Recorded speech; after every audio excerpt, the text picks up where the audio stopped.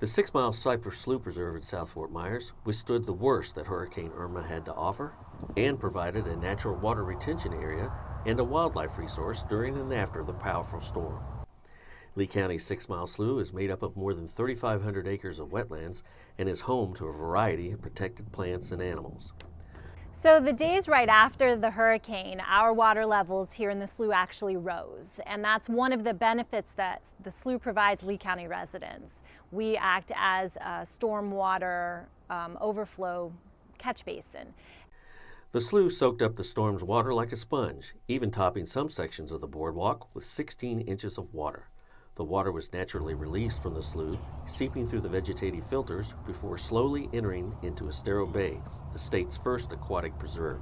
One of the benefits of this type of habitat is that it filters pollutants out of the water.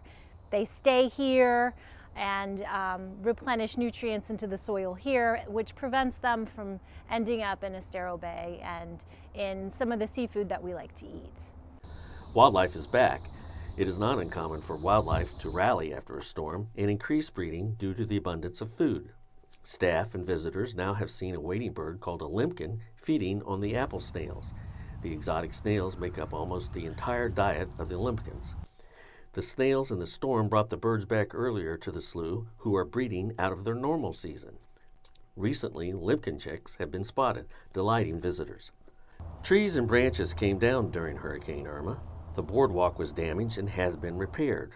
The fallen trees offer habitat to wildlife and additional nutrients for other plants.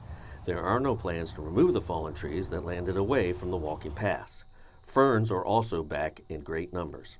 This is the first recycling center. I mean, everything that grows in here is recycled, so we just added to the mix a little bit.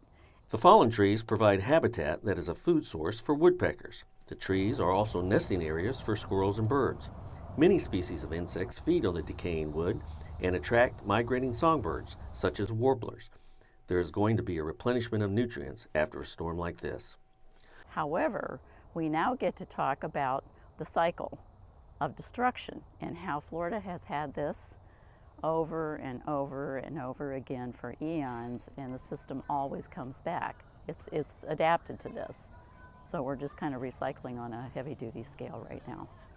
So there's a sense of regrowth here in the slough after the storm, after the wake of the storm.